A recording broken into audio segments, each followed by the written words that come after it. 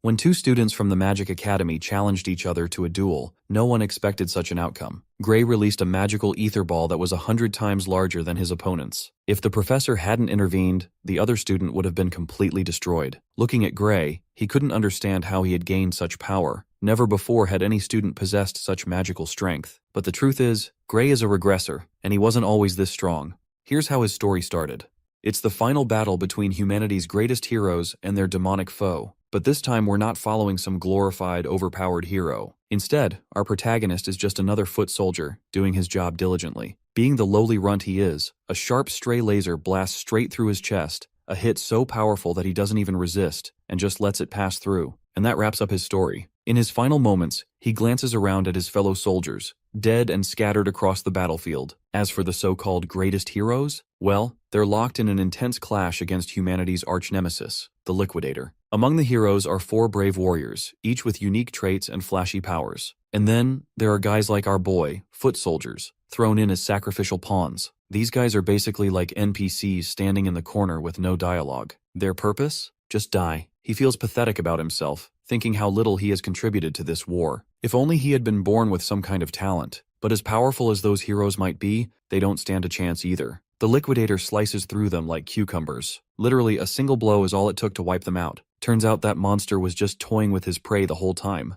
Humanity's fate has finally been sealed already, or at least, that's what Gray Lee thought. This is then he remembers that his heart has already been shredded into bits, and yet, he's still not dead. Next thing he knows, he's standing in the middle of the ruins. In front of him is this omnipotent being who gives zero context for what's going on. The mystery dude claims that Gray's body has already healed, but the wild part is that he healed himself using powers buried deep inside him all along. The entity goes on to further say that Gray is actually way stronger than the Liquidator, the same bastard who slaughtered all those heroes like pigs. However, he's not sure if Gray can even handle that power. So, for now, the entity lends our boy a portion of his own power, just enough to take down the Liquidator. Back in the real world, Gray's sword is instantly surrounded by mysterious energy, gifted by the all-powerful being. Without wasting time, he puts this energy to the test, to see if it's the real deal or just hot air. Turns out this power packs a serious punch. So much so that the Liquidator actually commends Gray for his strength. But it's still not enough. As Gray goes in for another strike, bam! He's sliced in half like the rest. Blood gushes from his bisected body as the Liquidator, weirdly enough, praises him again. He's the first person to push the Liquidator far enough that he had to go all out. But the Liquidator is in for another surprise. Gray isn't done yet. That blackish energy is fueling him. The lower half of his body, which was gone a second ago, has now reformed, made entirely of dark energy. Bro is going full Black Clover mode with that massive sword of his. It's a sight to behold. To think that someone could actually make the Liquidator waver. The enemy sees no other option other than to throw up a honeycomb shield to guard his sorry self. Gray doesn't even look human anymore. He crashes down with his colossal blade, and the impact sends literal shockwaves through the air. The shield shatters into glittering pieces, and Mr. Cocky ends up eating shit with the full brunt of the hit. Now the bastard is seriously wondering if the thing he's fighting is even human. Hell, he's not sure if Gray is even alive. Meanwhile, our boy is asking himself the same thing. But right now, all that matters is the fight. And yeah, this freak is tough as nails, but our boy is also determined to do the math and break this bastard down. He's not stopping until this menace is erased. He throws another wild slash and this creepy fuck starts bleeding this creepy golden blood. In response, the freak busts out some next level jutsu and sprouts celestial wings. Looks like he's messing with time itself. Day turns into night, with the moon glowing like a spotlight from the gods. It's pretty impressive and Gray admits it, but not impressive enough to shake his confidence. He goes full throttle, launching a preemptive strike straight at the Liquidator's neck. But surprisingly, the sword doesn't pierce. There's some weird shield around him again. Then he starts yapping nonsense that flies straight over my head. Apparently within this plane of true dusk, nothing can hurt him. Or at least, that's what this bastard claims. He tells Gray to look up at the sky, to see just how deep in shit he really is. Well, our boy looks up out of curiosity, and sees a blinding star-like thing glowing with insane intensity. Then boom, that thing crashes down like a damn meteor and obliterates Gray from existence. The Liquidator stands victorious, staring down at the crater left behind. But thankfully, that mysterious entity from earlier shows up again, just in time to rewind everything and send our boy back into the past with an only mission, which is to save the world. By the way, that mystery man's name is Kronos. Apparently, he and the Liquidator have some kind of history, but no one is telling us what kind. So anyway, cut back to our boy, who opens his eyes in a peaceful green neighborhood right after his regression. It's quiet, calm, and honestly pretty damn photogenic. Turns out he's in his hometown, Renato Village. Not just his hometown, but the past version of it. He is almost 15 years in the past. Looks like Kronos kept his word. Gray's been sent back in time for one final shot at saving the world. Suddenly, a stinging pain crawls through his hand. When he takes a look at his hand, he notices wounds and bandages wrapped around his wrist. Now that he thinks about it, this was the time in his life when he was basically a punching bag for Belder and his gang. But with this new shot at life, it'd be pretty pathetic if he still ended up getting bullied. Then again, there's no way he could fight those guys head on. Bro is way out of their league. In hindsight, even beating the Liquidator sounds like a dream. Anyway, he's got to figure out how to deal with these bullies, or he's doomed to relive the same suffering all over again. Seems like bro can't catch a break, or can he? He just so happens to stumble across the same assholes he's been dreading the most. Of course, it's Belder and his goons. Since they've been bored lately, they've been on the hunt for our guy, eager to continue their tradition of good old-fashioned bullying, like it's their new religion. They toss a spare sword at his feet, ordering him to pick it up. Our boy stares at the sword, clueless. He still hasn't figured out what these goons are up to. After all, it's been 15 years, so memories are a bit hazy. Belder, meanwhile, assumes Gray is pretending to be clueless on purpose, so he is kind enough to remind him about their usual mock battles. Hearing that, Gray quickly tries to brush these pests off by pointing to his injured hand. He's grateful for the invite, but unfortunately, he can't join because the injury hasn't healed yet. But it looks like bro can't shake these hobos unless he picks up the sword and fights. They even assure him the swords are totally blunt, so there's barely any chance of getting hurt. Gray, however, can't shake the feeling that injury is still possible.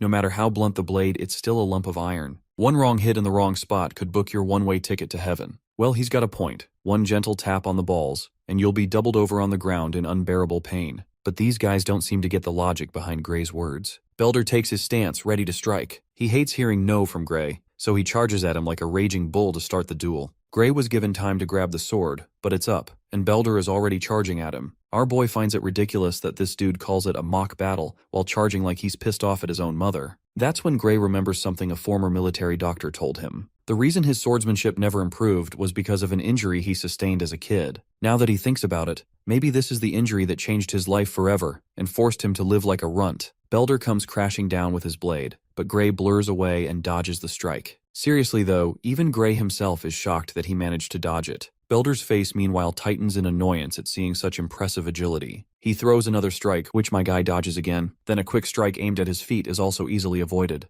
The bastard's trying hard to tag our boy. He's like a bloodthirsty man on a mission, determined to take his opponent down. But Gray slips through like a ninja on cocaine. At first, Gray thought Belder was just slow, but then he realizes that it's not the Belder who has gotten slow. It's he himself who has gotten faster. Bro is literally dodging every strike like he owes rent. Even Belder's goons can't ignore what they're seeing. It's like Gray is a completely different person. He might not have the body he once had, but he still has the memories of every battle he's fought. With all that experience mapped in his head, his body is basically on autopilot. He barely even has to try to dodge those strikes. Then Gray grabs the sword to keep this so-called mock battle going, which isn't feeling so mock anymore. Belder is drowning in his own ego, desperately trying to crush Gray under his blunt blade. But my guy had enough. He swings his sword for the first time. The sudden jerk from his powerful swing leaves Belder's hand aching like hell. That just shows how pathetic Belder really is. If Gray is being honest, he actually feels like the loser here, duking it out with such a weakling. But he also believes that Belder doesn't deserve an ounce of pity. He's the piece of shit who bullied Gray, took away his future, and caused all that suffering. So with all due respect, Gray is going to make Belder taste his own medicine. On the next move, Gray effortlessly knocks the sword right out of Belder's hand, unarming him instantly. While Belder can only feel the humiliation, Gray realizes this dude is worse than he thought. He takes the opportunity to throw a jab, mocking Belder's incompetence with a sword. One single blow sent Belder's sword flying. Then again, being unarmed isn't a big problem. After all, Belder was the one who insisted these blunt blades were totally safe to use in a fight. Gray is going absolutely nuts, swinging the blade so fast it literally cuts through Belder's skin, causing blood to gush out. As the gravity of the situation sinks in, Belder's knees lose all strength and buckle. Wait a minute. Gray thought he was using a blunt blade, so how come this bastard started bleeding? When he looks at his blade to confirm, he finds out it's indeed a blunt one. Though if it had been a sharp sword, this dude might actually be dead. Now, let's not get distracted from the situation at hand. Gray swings the blade precisely, knocking out multiple teeth and leaving Belder's nose bleeding like crazy. My guy is towering right over this bastard, giving him chills for life. It's always pretty amusing to see arrogant pieces of shit getting rendered into sobbing messes. Seems like this much is enough to humble Belder for the rest of his life. Oh well, looks like I spoke too soon.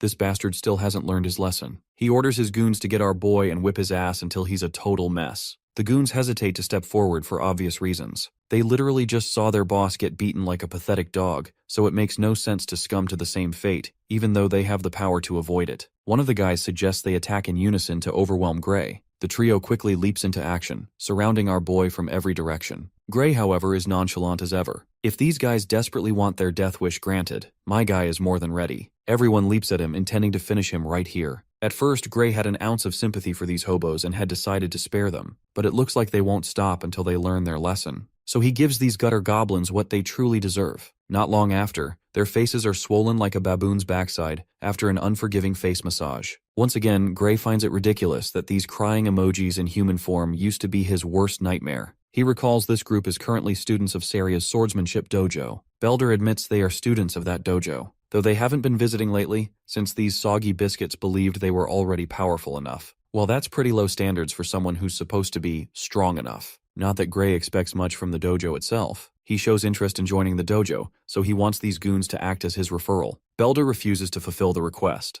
After all, he can't imagine the consequences once his master finds out he pathetically got his ass handed to him. Gray knows exactly how to deal with these guys. He merely swings his sword around to intimidate these suckers, hinting at the worst that could happen if they don't listen. Funnily enough, this little threat works wonders. Belder is not only humbled, but that beatdown gave him the speed of a cheetah. He literally speeds down the road to reach the dojo as soon as possible, even leaving his friends behind. A while later, they enter the town. As they walk, Belder expresses his curiosity why Gray is interested in joining a dojo. Turns out this dojo has a recommendation slot for the academy. Our boy doesn't have to say more, since he's sure Belder is mature enough to understand what his main goal is. One of the guys wonders why Gray even feels the need to join an academy when he's already powerful enough. Little do these bitches know, my guy doesn't set the bar that low. He's got his own definition of enough. He vividly remembers the day all of humanity's heroes got slaughtered like pigs in the blink of an eye, and that was supposed to be the world's strongest lineup. Forget the heroes. Even he couldn't scratch that bastard with all the mysterious power he had. Only God knows how much power will be enough to defeat that bastard. Though he wasn't completely hopeless back then. The moment he got those badass dark powers, he felt like an omnipotent being that could destroy anything. The thing that held him back was a lack of swordsmanship skills. He had been relying on a few tricks he learned from the Sword Saint. If only he had spent more time training in swordsmanship, just like the Sword Saint did, he's pretty sure he could have turned the tide of the battle single-handedly. This is likely why Kronos sent him here, to grind his ass off until he's worthy to wield that dark, mysterious power again. A while later, we meet the master those goons were talking about. The group is getting an earful for picking a fight with a random civilian. And what's worse, all they got after challenging that civilian was a humiliating defeat. This intimidating woman is swordsmanship dojo instructor Saria. Belder tries to clarify they weren't actually trying to bully anyone. It was just a mere mock battle. The poor bastard ends up taking a devastating blow for his lies, a hit hard enough that he'd be on the moon with this one-way ticket. His goons are shivering in terror, wishing they could just survive this day. Nothing to be afraid of, guys. The stunt she just pulled was a little lesson she wanted to teach these fools. If they call beating up someone unarmed a mock battle, then what she did also counts as a mock battle. She points her sword right over Belder's ugly face and expels him out of the dojo immediately. Not only him,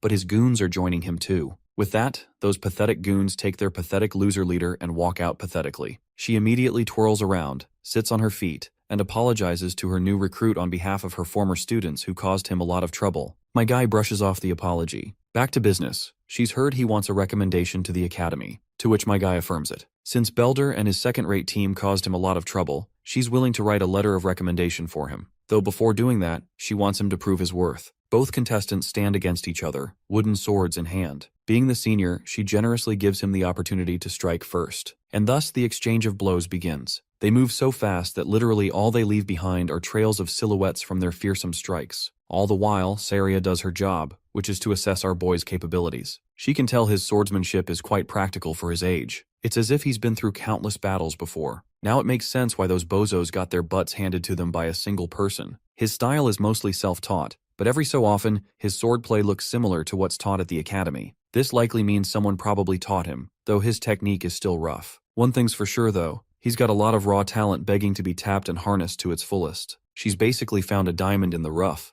Now that she's assessed him, she decides to end the duel with the last blow she's about to deliver. My guy braces himself and effortlessly parries her attack. This macabre dance once again begins. Bro is literally parrying each of her attacks like he's allergic to damage. This prompts the woman to grow anxious. The lack of hesitation on his side is throwing her off. It's like no attack she tries can falter his stance. Hell, she even starts to feel annoyed at herself. To think she has to give her all in a mock battle that was only meant to gauge this young gun's capabilities. She gets overwhelmed to the point she starts feeling fear. For a moment, he looks like some demonic entity about to unleash something massive. After surviving the last swing from our guy effortlessly, she realizes it was just a wild swing. After that crazy swing, Gray starts to feel tired, and his energy level drops. The woman sees him sulking and mistakes it for a weakness in his defense. So she lunges like a feisty cat, only to find herself checkmated right on the spot. The tables flipped on her. The broken wooden sword hits the ground, while Gray finds himself stumped. For a second there, he found his way back to the same dark power he received in his battle against the Liquidator. The fact that he used a hint of that same power now means that he still has access to his abilities, even after regressing into the past. But then, it happens. An agonizing drawback engulfs his body in so much pain that he drops to his knees. He can't even hold himself to stand, while Saria is alarmed by his condition and wants to help.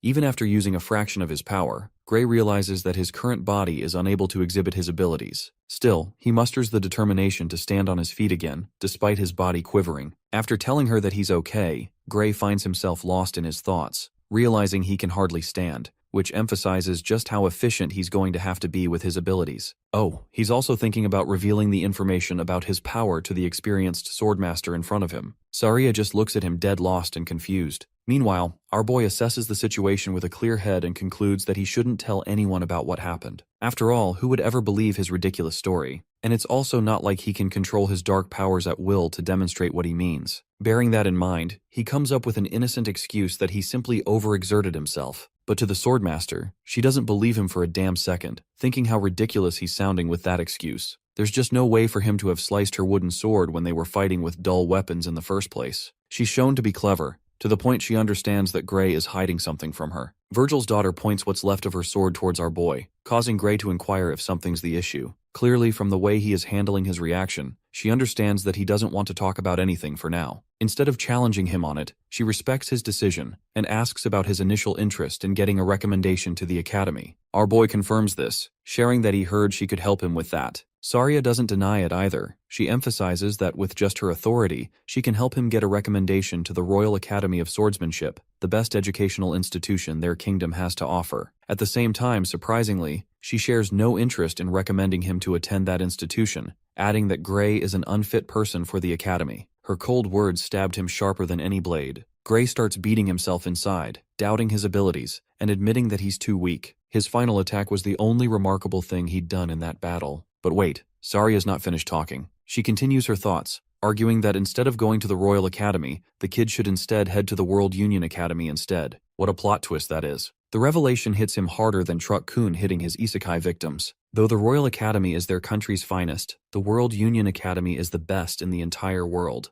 The institution is deemed the pinnacle of sword mastery. Gray's at a loss for words because this same magic academy is responsible for producing the strongest battle squad, including the likes of the Sword Saint Amy. He immediately confronts Saria, questioning if he's even qualified to attend a prestigious institution like that. Funnily enough, the girl destroys his expectations, pointing out that as he is right now, there's not a shot in hell that he's getting through the door. The Swordmaster knows that even Gray is wary of his shortcomings, especially when it comes to his pathetic state of a body right now. When it comes to the Royal Academy, the kid might be able to pull off a miracle because of his sword skills alone, but that's just not the case for the World Union Academy. So yeah, dude's fucked if he doesn't train his ass off. Even Saria is astonished. The kid has miraculous talent in his swordplay, and yet he's got a stickman of a body. Doubt is starting to creep in, genuinely making Gray worry about the monstrous opponents he'll have to face against in the World Union Academy. It's not exactly a walk in the park, and with his current body, that's out of the question anyway. Seeing his sorrowful state, Saria points out how he's quick to give up, even though there are 9 whole months until the Academy's entrance exam. Again, being underconfident in his abilities, Gray thinks that even that time won't be enough for him. Despite her effort in trying to encourage him,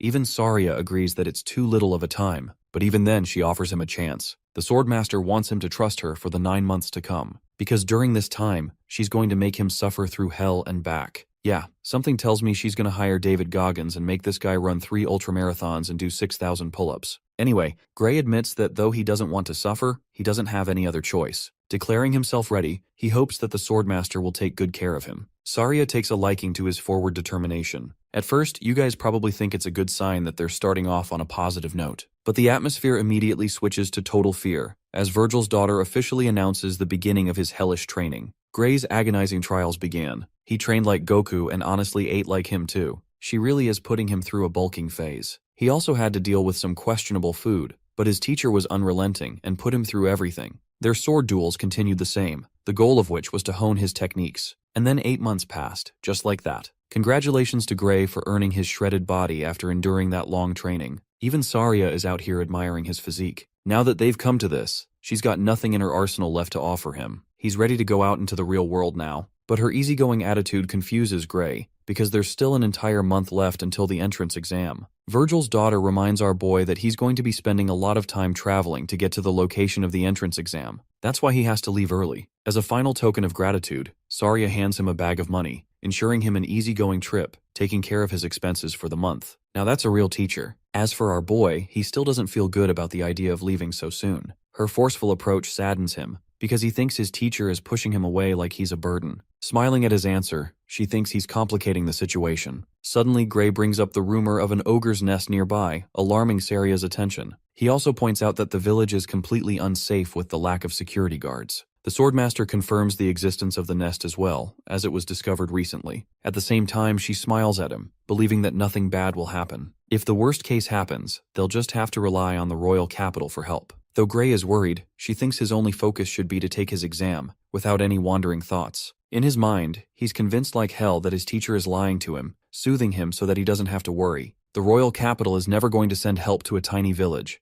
and when the village is raided and destroyed by the ogres, it will inevitably result in Saria's brutal death. In his original life, he learned that she died taking on the battle alone. Anyway, he doesn't tell her any of this and just accepts the situation, thanking his teacher for helping him out all this time. Gray plans to leave right away, earning Saria's smile. She and her two big personalities are rooting for him to pass. A few days later, we get a scene of her traversing a dangerous path to make her way to the nest. Here, skeletal remains of humans are horrifically hung on the trees as a warning. Saria is trying to track down the nest using the information she received from the scout. Spotting the trail of blood ahead, she knows that danger lurks ahead. But before she does anything, the Swordmaster is alarmed by the familiar voice of her disciple. Sitting on top of the tree branch, he questions where his beloved master is headed so late at night. Receiving a surprise entrance from him, she asks what he's doing right here when he's supposed to be focusing on the academy. Sticking his landing on the ground, he taunts her for questioning him, when he should be doing it to her instead. She lied to him when she said she was going to ignore the situation of the nest and let the royal capital handle it. Making an excuse, Saria explains that the royal capital refused to come because of their personal matters, which is why she took on the job herself. She's confident in her sword ability, believing that whatever it is in that nest, she can defeat it. Especially after receiving the report of the scout, Saria reveals that her opponent is going to be an elite ogre, and henchman monsters range about roughly 50 creatures apart from the boss. She knows fighting off the monsters will be tough because of their numbers, but it's not stopping her from going. By the way, even Gray admits that an elite ogre isn't strong, at least not enough to defeat a woman of her caliber. However, the thing about the ogres is that their unique advantage comes to their brains and overwhelming numbers. With so many of them in that nest, Saria's definitely going to die if they manage to surround and overwhelm her. Apart from that, our boy knows one thing with absolute confidence. Because of his knowledge of his previous life, letting Saria take on the mission alone is like sending her to her death. And in the end, the village will also be destroyed with no protector left. That's the dark future that he's already experienced before. With that in mind, the young disciple requests to team up with her. But his master isn't kind, stating that she's all good on her own. Instead of wasting time trying to convince her that she won't be enough, Gray cleverly tells her that he wants to gain real combat experience. He even goes on to guilt trip her, asking if she's afraid he'll become a burden in her path. Though he's smart, his master points out the ridiculousness of what he just said. Their skill difference is nearly identical right now, to the point that she struggles to fight him during their mock battles. Even with that fact in consideration, Saria reminds her disciple that a real battle is much more different, especially when you account for a monstrous nest like this one. This task involves immense danger, which is the reason she doesn't want Gray to risk his life, at least not until he has more combat experience. Her disciple is devastated to hear her conviction. After all, Saria wasn't budging in her stance. So he goes for one last resort, an idea that he wants to share with his master. At first she's surprised, until Gray straight up challenges her to a fight, promising to put her to sleep and then going on by himself to face the ogre. The situation grows tense. The disciple has just challenged his master to a real battle. His sword pointed at her. Gray awaits for her response. Realizing that her student is just as stubborn as she is, Saria admits defeat. She doesn't want him to go on alone, so she reverts to his previous suggestion of going together. All she cares about is that he returns in one piece, and yes, the one piece is real. Both of them band together and venture into the forest to confront the monsters. The night grows older, and finally, the master and the disciple discover the location of the nest. The intelligent monsters use their environment to their advantage. They made a nest that leaves no room for escape, in case someone dared to venture all the way here to challenge them. Saria thinks that the creatures must be confident in their ability, while Gray argues that it's actually more of a disadvantage for the two of them, as they'll have to fight carefully. Observing from a safe distance, she's rather surprised. The boss is nowhere to be found among the group, which makes her wonder if it's hiding in its tent. If that is the case, it's good for them, because this way, they'll be able to kill many of the henchmen before the elite ogre can confront them. To discuss battle strategy, Saria instructs her student to target the monsters from one side, while she's going to cover the other side. Executing the plan right away, both of them bolt into action with their swords in hand. The showdown begins. Before the monsters are even capable of comprehending the situation, the majestic Saria is already on top of them, executing a clean headshot, making a football of the creature's head as it flops to the ground. With the first monster down, the rest of them grumble and roar at each other in their language. The entire group is enraged and goes right into murder mode, preparing their weapons to kill the intruders. But it doesn't matter, as our boy is going beast mode with the way he's slaughtering the horde. This guy is a one-man army, cross-cutting multiple monsters all at once. The elegant Saria is all the same, showing off her impressive skills that she learned from Papa Virgil. The two of them are unstoppable. Gray and Saria perfectly cover each other's backs. Within the span of a few minutes, every single monster in sight is reduced to a body count for them. By the way, she's actually pretty impressed by Gray's unflinching determination in a real battle. He's never been more ready, warning his master to stay on her guard too. Here's the thing though, something about the situation is giving him a bad feeling. This fight has been too easy for them. Way too easy, in fact. Because if this is the level that Saria had to face, then she could have defeated all of them by herself, even without his help. And that brings him to a state of unease, because whatever is resting inside the tent, it's going to be much more terrifying than anything they've faced so far. Speaking of which, the creature's menacing pair of eyes beam through the dark tent, glaring at him from afar. The second Gray comes in contact with the creature's eyes, he shudders in shock. Despite his strength, he cowers and tells his master that they have to leave immediately. Even Saria doesn't get what's gotten into him all of a sudden. Without explaining anything, he roars at her to run, with so much fear in his voice that Saria doesn't question him. She simply follows his instructions and bolts right after him. As they're running along, you might be thinking that they'll escape. But nah, because their terrifying opponent literally leaps over from the skies with a massive vertical. Gray is terrified when the monster plants his feet into the ground, confronting the daring humans. Saria's expression changes to shock, pointing out how the boss monster has personally come to them for a battle. But then Gray drops a bombshell that no one even expected. This isn't the boss monster at all. Right as he's about to reveal the location of the real boss, a monstrous voice roars at them from behind. This provocative roar unleashes another horde of creatures to chase after them. The thrilling noise is deafening for Saria, but for the ogres, it has converted them into battle-hungry maniacs. Saria shivers in fear, failing to comprehend her own senses. There's a creature more terrifying, more brooding than an elite ogre, and it's commanding the entire group. Finally, Gray reveals that they're up against an ogre general. He's the real boss of the monster nest. I have to remind you guys, they're literally sandwiched right now. On one side, there's the elite ogre blocking their escape. Going back isn't an option either because a large horde awaits them along with the real boss of the nest. Saria expresses her shock, fully knowing that they can't face a monster like this even at their level. Their only chance at victory is to kill the elite ogre in front of them to escape. So she does exactly that, by charging at the beast and clashing her weapon against his. Determined to win this battle, she exploits an opening and connects a sharp cut against the creature's body. Blood spurts out of the cut, and while normally this is supposed to be a good sign, her worries only worsen when she notices that the wound is healing again. Meanwhile, our boy is clashing against dozens of monsters all on his own, sharing his knowledge of the ogre general's abilities. Apparently, its roar significantly boosts the strength and recovery speed of the monsters. Basically, they're up against an elite ogre on steroids. Defeating even a normal one is so difficult right now that even Gray is having a hard time. Slashing one of the monsters, he tells Saria to cover his back. He instructs her to just delay the battle for a while longer, which makes her question what kind of miraculous strategies he's got planned. To that, our boy shares that in a situation like this, they've only got one objective in sight, and that is to kill the ugliest of them all, the bastard who's hiding behind his horde. The fight for survival begins as Gray clashes his sword against one of the monsters, reflecting his annoyance at getting surrounded and flanked. He deflects the slash and finds another raging monster aiming at him. He's cutting past the enemies, focusing on making a clear path in front of him so that he can get to his objective. In carelessness, however, he uses so much strength that it literally shatters his blade. This is genuinely troublesome because now he's left without the one weapon he's confident in. He dodges the enhanced ogre's downward slash and prioritizes his attention to drawing out his spare sword. Yeah, that's the smartest main character I've seen in a while. Carrying a second sword means being prepared. Anyway, Gray is worried that his blade won't hold up for long. Coming to his rescue, his master tosses her spare sword towards him, allowing him yet another chance at victory. With both spare swords in his hand, he has a better fighting chance. But still, even this won't be enough to kill every single one of these monsters. There's just too much friction in getting to the ogre general, while at the same time defeating its minions. Trusting his abilities, this man goes batshit crazy, unleashing a super speed slash across his enemies. His forward momentum is broken when one of the ogres tries to attack him. Luckily, he dodges and then quickly blocks the attack. The fight is fatiguing him, but he's still made significant progress dealing with the monsters in front of him. The ogre general feels threatened and decides to unleash a second monstrous roar. To Gray's horror, the strengthened creatures have just received yet another boost in strength. This guy is not having a good time, as he's struggling even more now having to deal with them. Gray realizes that the ogre general is intelligent enough to see through his strategy. Now that it knows what the human is trying to do, the ogre general keeps on roaring to provoke his minions to fight. Blocking one of the strikes, Gray pushes past the monsters to bolt right ahead.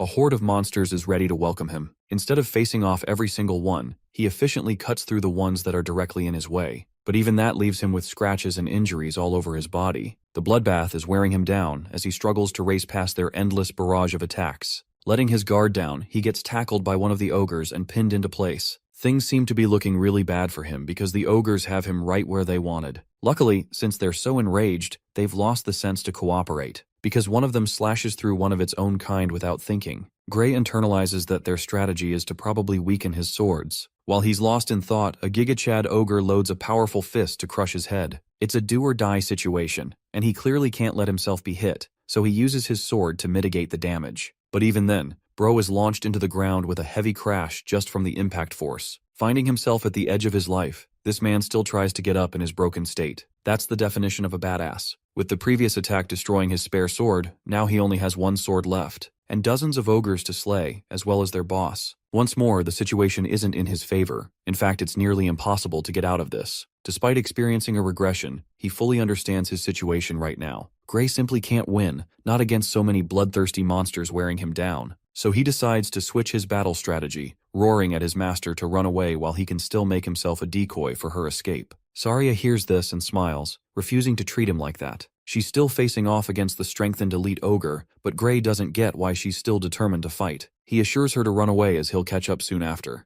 But Saria refuses his suggestion, horrifically revealing that she has lost her ability to run. She's suffered a major gash on her thigh, reducing Gray's hopes to ashes. Even that approach is out of the question now. There's no other path left, except marching forward to his death. Swinging his blade in fury, he thinks about the reason why he regressed. Despite bearing such a heavy purpose, all of it is about to come to an end. Tragically, our boy's final sword also chips and shatters to pieces, and yet he finds himself in denial. Despite having lost his weapon, Gray refuses to consider this the ending to his life. If only he can use the power from the future, the terrifying ability that matched the Liquidator and was able to harm him. If he can use it even for a moment, then these monsters will be severed to pieces. Strongly envisioning the feeling he experienced that time, he loads his broken sword, entering a meditative state. And when he reopens his eyes, Gray is no longer the same weakling he was before. A single dark burning slash eviscerates the ogres, turning them to ashes with his burning black sword. Even Saria doesn't get what's going on. But it appears that our boy is still under control, as even after tapping into his dark powers, he gives her a smile of relief. In the next few seconds, Gray cuts every single creature in his sight, including the ogre general. Even his master can't comprehend what the hell just happened. She's too busy having to focus on the elite ogre in front of her. But now that the ogre general is killed, the strengthening abilities seem to have worn off. Saria understands that now, she can easily kill the beast as it no longer has any capabilities to regenerate. Using a Walmart version of Judgment Cut End, she cuts the creature down, declaring that the elite ogre is nothing without its master. They won at last. Both of them managed to stand against all the odds and won the fight. Despite having miraculously pummeled through an entire horde of ogres, Gray still apologizes for breaking her sword. Saria tells him that it's nothing compared to saving her life in exchange. She collects the sword and wants to confront him for the technique he pulled at the end. But before she can finish her sentence, our boy flops to the ground,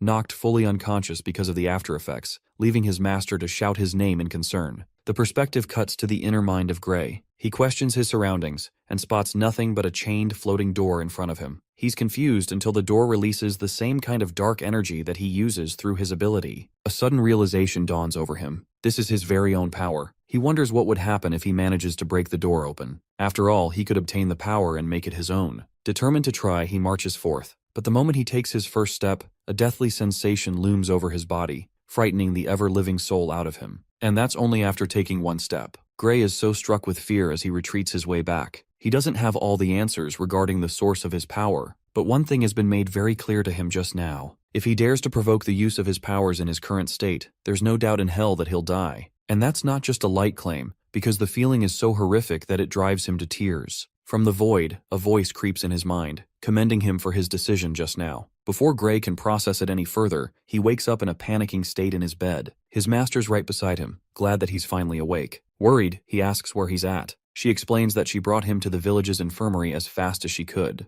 This dude was actually knocked out for 5 whole days, and I'm so glad that the author didn't say 3 days, like all the other stories. Anyway, she was afraid for his life, while Gray is having to cope with the fact that he had to recover for nearly a week because of the burden of the technique he used. Even Saria thinks that he went above and beyond in that battle. It was the definition of defying all odds. Still, she's concerned about the state of his body, and asks if he's capable of moving well. To test it out, our boy tries to lift his arm, but he can't do shit. He can barely use it after expending much energy, but with the way he is right now, there's no way he can hold a sword with an injury like this. Well, actually there's no way he'd ever be able to rub one off either, so he gotta fix this problem fast. Then there's the bruise on his arm, left after the battle. Saria grows concerned for his condition, knowing that he's unable to move his body well. Gray confirms that he's helpless right now. Even his master admits that his arm won't return to normal so soon, revealing that every single bone in his arm has been shattered to pieces. This revelation surprises our boy, because in a strange way, he doesn't feel any pain. That's actually thanks to the magic potion treatment he received. Our boy's jaw hits the floor, because these things are supposed to be really damn expensive, and she just used one on him. Saria explains that it's nothing to worry about, as the village chief personally rewarded them with it.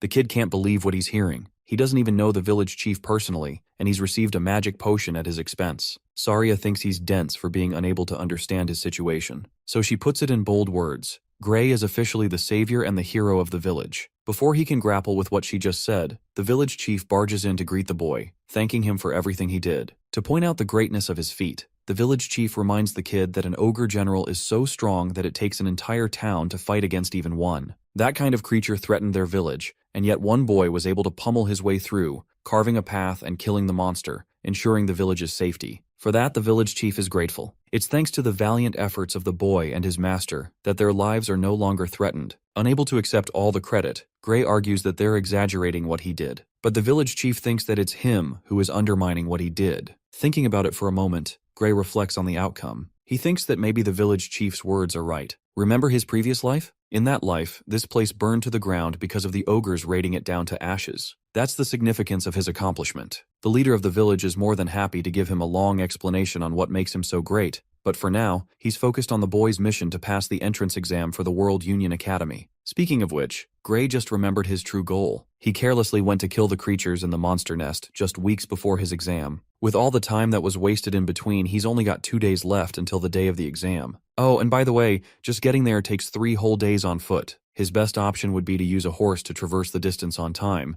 but he's dead broke and doesn't have the money to afford one. Making a sudden request, he begs the village chief to lend him a horse for the journey. The good thing is that the leader was already expecting the kid to make such a request, which is why he's already prepared the best horse for his travels. Saria smiles, revealing that their original plan was to carry him, even if he hadn't woken up today. Some people truly support you despite your troubles, just like Gray's friends here, and I hope we encounter more of them in our lives too. Gray exits the infirmary, only to find the entire village roaring the boy's name and rooting for his exam. They want him to do his best, and they're not afraid of thanking him for what he did. The villagers even support him with a bag of money. Everyone donated bit by bit so that he can apply for the entrance exam and support himself at the academy. The boy is eternally grateful for the villagers, who showed him so much love with their support. He also jokingly states that it's going to be really embarrassing if he fails and comes back. But Saria is absurdly confident in her student, emphasizing that the applicants applying for the entrance exam aren't capable of beating an ogre general all on their own. But that's not the only concern. The boy is worried about his arm, as it's still messed up and there's no telling when it will heal.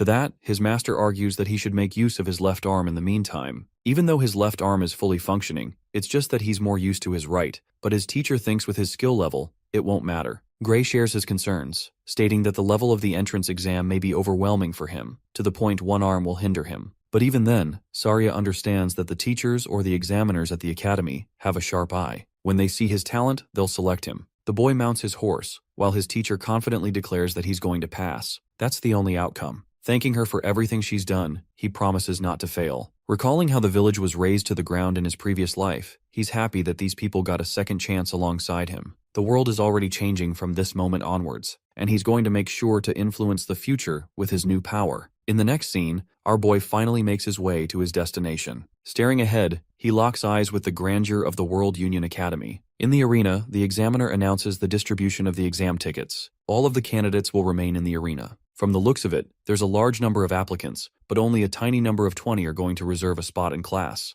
They bicker about the changing number of seats each year, because in some years, the academy even accepted 50 people, while in rare cases, it only accepted 1. So the rules for selection aren't absolute apparently. Anyway, Professor Ariel takes the limelight and comes to the front. She addresses the examinees and explains that they'll have to collect the paper being presented. With a snap of her fingers, a vortex of yellow opens, releasing magical energy and automatically manifesting the tickets in each examinee's hand. Our boy collects his ticket. His examinee number is 513 for the fencing course. Professor Ariel adds that their ticket shares only the most critical details, but it's nothing to be worried about as the process is the same each year. She also confirms that the academy doesn't care about one's age or gender, their nationality or class. In other words, they quite literally don't give a flying fuck if you're an attack helicopter or not. They don't even care enough to know their names. The candidates who are destined to pass will be asked for further information, but for the total examinees here, it doesn't matter. Professor Ariel even confirms that it's fine if they offer a fake name, once again proving the academy doesn't care. Anyway, trouble seeks our boy again, because he came here without his sword today, and yet he's placed in the fencing course. It makes him question the system's legitimacy. Professor Ariel continues, hilariously stating that she assigned each person a course based on their looks. I know she's supposed to be perceptive or something, but it's just funny how 1 minute ago she was talking about discrimination, and then she goes on to say this. Ariel is fine with correcting course details in case she got them wrong. Even the examinees think that it's impossible to assign a course based on sight alone,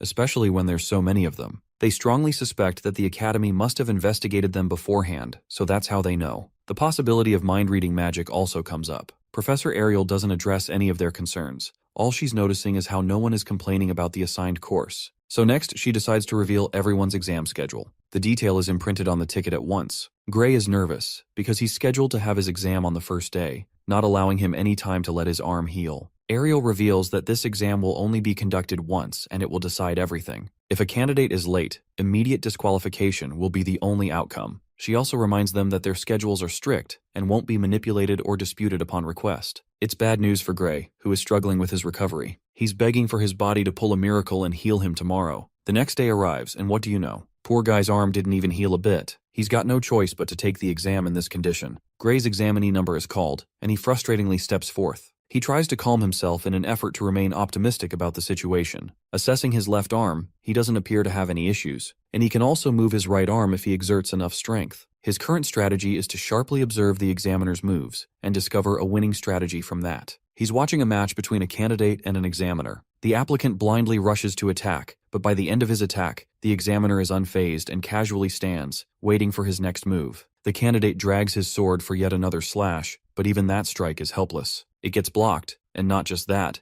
the examiner deflects his blade before sending him flying with a final blow. With his body hitting the ground, the examiner concludes the result of the exam, instructing him to exit the venue. You guys might be thinking that maybe Gray has found something, but the hilarious part is how this man literally gives up and accepts that he's about to get his ass cooked. His number is called to step into the arena. Gray reflects his chances, realizing that he clearly can't beat an examiner that annihilated a candidate even bigger than him. Inside the arena, our boy is granted the freedom to make the first move. Despite that, he fully understands that this battle will be one-sided. Even then, he's got to make some kind of impression. The fight begins with Gray rushing to strike. He remembers his master's advice, who told him to make use of his entire body to deliver a potent slash, rather than just using his arms. Channeling her advice into motion, he thinks that the only way he can cope with the loss of his right arm is to use his other muscles instead, and so he delivers the first swing, which the examiner easily dodges. Even now, Gray finds himself struggling to fight in his usual style. After all, even though he's trying to make up for his right arm, it still doesn't change the fact that he's at a major disadvantage here. The examiner retaliates by trying to cut him down. But to Gray's astonishment, the sword is moving far too slow. It's as if he can read its trajectory without having to rush. So our boy actually blocks the attack successfully, still feeling the weight of the examiner's force behind the attack. At the same time, he judges that the examiner's technique isn't as refined as Saria. So if he can just focus on the techniques he learned from her, there's a chance he may be able to exploit an opportunity and carve an opening. With that strategy in mind, Gray rushes in full force in an effort to overwhelm the instructor. Oh, and the instructor is actually being pushed back. His speed is his own demise. Gray finds himself becoming confident, realizing that he can easily take down this examiner. The words of his master flash through his mind again. Their blades clash once more, but Gray overwhelms his opponent with a full deflect, ready to finish the battle with his new confidence.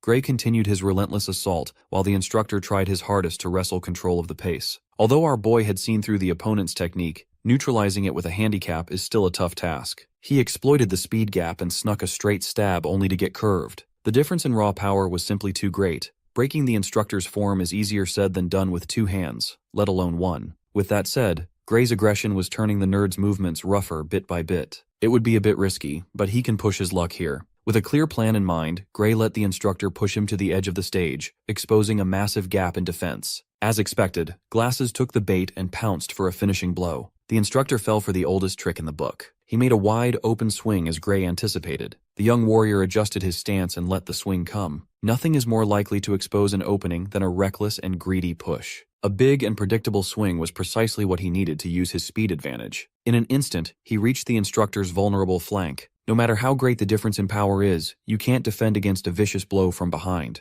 Milliseconds away from thrusting his sword for the win, the referee stepped in to signal the end of the fight. Gray held back and lowered his blade. The match is over, but it felt a little too short. With the time limit for the exam elapsed, the referee announced the fight's result as a draw. The young man grits his teeth in frustration. He failed. After all the hard work he put in, he could not get it done. He held his trusty blade tightly for a moment before relaxing his grip. Gray walked away from the stage and accepted the result with grace. He did his best. If he can't even win against an instructor, injury or not, his lofty goals are farther than he expected. Looking at the bright side, his arm should be healed by next year, so he can be at 100% for a retake of the entrance exam. No matter the result, this was a valuable experience deserving of gratitude. A week has passed since Gray narrowly missed the win against that Glasses guy. Today, the World Union Academy faculty gathered in Meeting Room 53 to discuss the entrance exam results. White-haired Gramps initiated the meeting by letting his colleagues freely express their thoughts on this year's batch. Immediately, moans of complaints filled the room. For this year, they devised a method for every professor to observe the exams together. It was rather inefficient and tedious. Of course, there are some who liked the format. They cannot afford to overlook a promising talent simply for the sake of the faculty's convenience, after all. Gramps steered the discussion away from the exam system and back to the hopeful students. Starting with the swordsmanship course, he summoned magical recordings of every examinee to evaluate those who passed one last time. Naturally, those who outrightly beat the examiner passed. Those who could not get the job done will be evaluated based on the qualities they showed and how they held out during those 15 minutes of clashing. Other than those who mopped the floor with the instructor, they narrowed down the standout candidates to numbers 5, 217, and 753. Everybody agreed to draw the line with just those three. If they add more inferior talents, those poor kids would not be able to keep up in class. No one opposed the line drawn, so the successful candidates for the swordsmanship course have been confirmed and locked in, or at least it was supposed to be,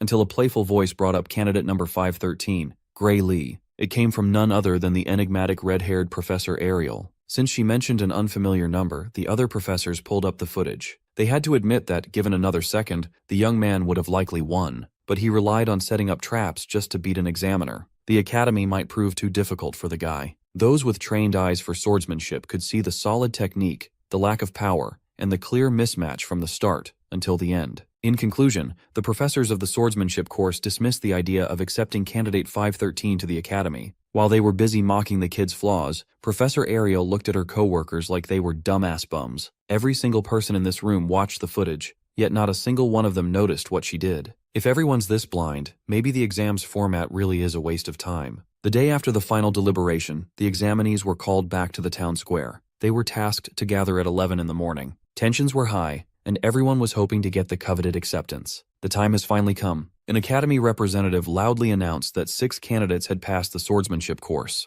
Everyone held their slips and prayed to be one of the 6. The first ones called were candidates number 5 and 217. Immediately, their paper slips burned to nothing. Next were candidates number 432, 615, 753, and 925. That is all. Out of hundreds, only 6 were skilled enough to get accepted to the world's most prestigious training institute. Gray came today with a little bit of hope, only to get utterly crushed by the reality that he might not be good enough. The successful candidates were instructed to cross the bridge and complete the enrollment procedure by the end of the day. Those who passed were naturally giddy and excited to enter the life of an elite. Those who flopped looked down in disappointment, wallowing in their failure. With the swordsmanship course out of the way, the representative surprisingly announced that one examinee has been selected by the Divine Eye Special Admission. Of course, it's none other than candidate number 5113, Gray Mother Freaking Lee. His paper slip burned a different shade than the ones that came before him. The bright blue flame inevitably attracted everyone's attention. Just when he thought he would have to train and rehabilitate his injury for another year, Gray was given a pass. Other candidates around him mockingly laughed upon hearing the mention of the Divine Eye Special Admission. Gray had no idea what he had just gotten into. This is the first time he had ever heard about this Divine Eye business. Almost everyone sees this as a bullshit admission, just a way to get someone unworthy through a back door, a sign of World Union Academy's decline. Hearing the vitriolic chatter around him, Gray did not like the sound of being called a backdoor student. He wondered how he was even selected when he didn't have any relevant connections. His master could not possibly have this kind of pull in the academy. While the failures were mocking the one guy admitted through the Divine Eye, a bald old hermit scolded them for disrespecting a long-standing tradition. The way the bald hermit sees it, this admission is an honorable category that has produced countless heroes for over a century now. As expected, the failures also mocked the hermit for being behind the times. Sure, the Divine Eye was hailed as the birthing place of heroes back in the day, but not anymore. Recent Divine Eye candidates include Amy White, Bella Albright, Leek Muller, and Jacob Bloomfield. These 4 have one thing in common. Everyone sees them as complete and utter failures. But we already heard those names. In the near future, Amy White will advance to become the Sword Saint. Bella Albright would become the Great Sage, and Jacob Bloomfield would take up the mantle of the Divine Archer. These 3 would reach the apex of their craft as the main force against the Liquidator. Now, Graylee's name will be mentioned alongside these legends. Those who passed were welcomed and provided with uniforms to change into.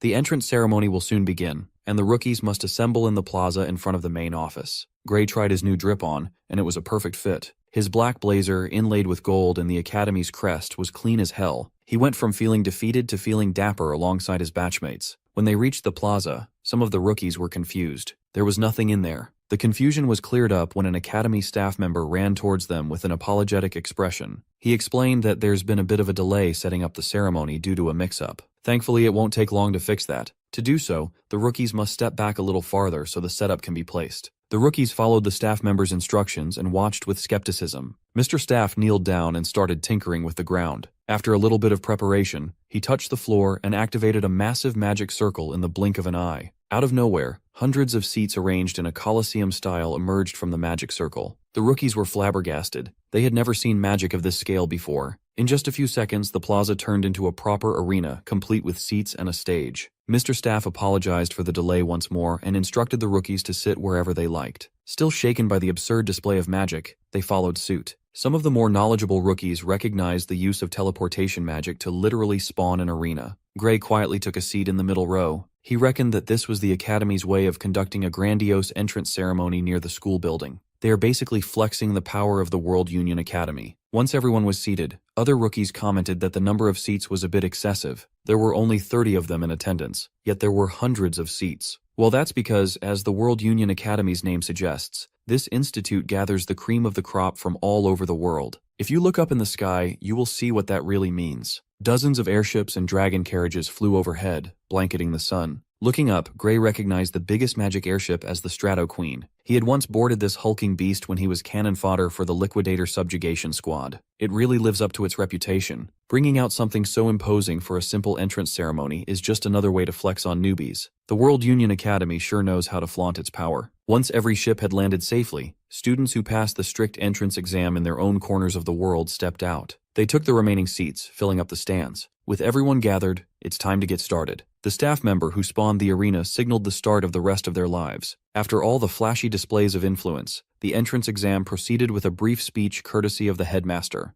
Gray was feeling a little bored in his seat. Even though he's entering the most prestigious academy in the world, this whole ceremony felt like just another tedious assembly. Next up, the headmaster called the top students from each course to the podium. The guy sitting beside Gray stood up. Blondie's name is Leonhardt, the top student of the swordsmanship course. As he confidently descended the stairs, gossip about his incredible feat of defeating the examiner in an instant started to spread. Some even say that this rookie is already as good as any of the professors when it comes to swordplay. Leonhard Apius looks like he's a spy tasked with starting a fake family with an assassin and a little girl who can read minds. Gray was not impressed, just a little curious. Before starting his speech, Leonhardt confirmed that he was allowed to speak freely from the heart. Once given the go signal, he turned to his fellow rookies with a sharp gaze. He opened his speech by lodging a formal complaint to the academy. First of all, he congratulated his peers who were admitted the proper way. He sees it as a huge honor to be among the best of the current generation. Leonhardt hopes that they all graduate as people capable of making meaningful contributions to the world. For that, they must work together. He looks forward to the day when he and his peers soar as proud students of the prestigious World Union Academy. With that out of the way, he pointed out that there was someone among us, someone who doesn't deserve to be in this plaza at all. He directed this accusation directly to Professor Ariel, who oversees the special admissions of the Divine Eye. She was quite shocked to be called out by a freshman on the first day of classes. Professor Ariel asserted that every single student here has passed the rigorous exam. They may not be as dominant as Leonhardt, but they showed that they rightfully belong. Curious and fascinated, she asked the cocky rookie why he was yapping like a little bitch. Without mincing his words, Leonhardt candidly brought up the mystery candidate who was admitted through an obsolete backdoor system. Like everyone else, he sees the Divine Eye special admission as just a way to sneak underqualified students into the academy. Leonhardt roared that the specially admitted student should just show themselves, return the honorable uniform, and leave in shame. His words and decisiveness seemed to move the other rookies. Meanwhile, the one being singled out was trying to not stand out. Thankfully, that hostile overachiever doesn't know Gray's face. If he just stays silent, he shouldn't get in trouble, right?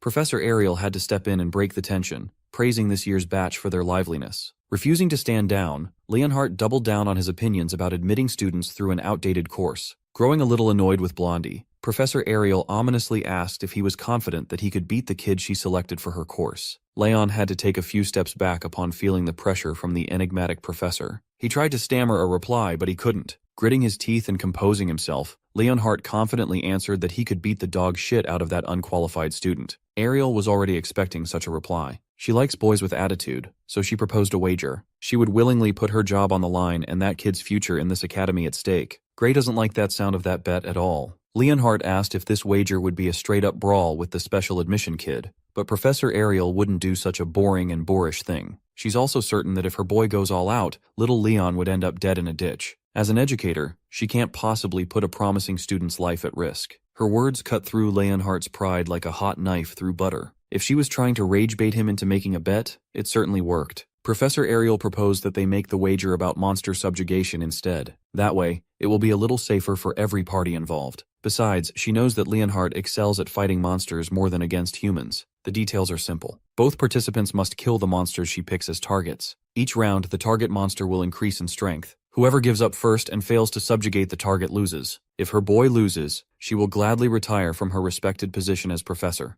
and she will expel every special admission student under her care. But if little Leon loses, he'll have to do whatever she says. I know a lot of you would accept being red-haired professor's slave in a heartbeat. Before accepting, Leonhardt asked what the first target monster would be. Although he's confident that he can handle and execute any opponent, he'd rather not be caught up in some weird shit. After a little deliberation, she came up with the perfect first target. She wants the head of an ogre general on her desk. If it's too easy for little Leon, she would gladly increase the difficulty. But based on the crowd's reaction, there's no need for that. While everyone was calling her demands over the top, Gray was trying to figure out why she would pick an ogre general, specifically, a monster he had already slain. Leon, on the other hand, banged his fist on the podium. He vehemently argued that an ogre general is not a monster that someone can subjugate on a solo run. Seeing Blondie protest, she lowered the difficulty and set the time frame for the whole year. Little Leon still refused to play along. He argued that if someone could single-handedly kill a disaster-level monster with just a year of training, people wouldn't suffer. If they are to go through with this absurd bet, this pussy demanded a more realistic target. Then, he got it through his head that this clever woman deliberately chose a monster no one can defeat, so they can end the bet without a clear winner. Since he kept on bitching, Professor Ariel relented and added one more stipulation to the bet. If it results in a draw, little Leon wins. In other words, if her boy fails to defeat the ogre general within a year, she will gladly step down and expel all her special students.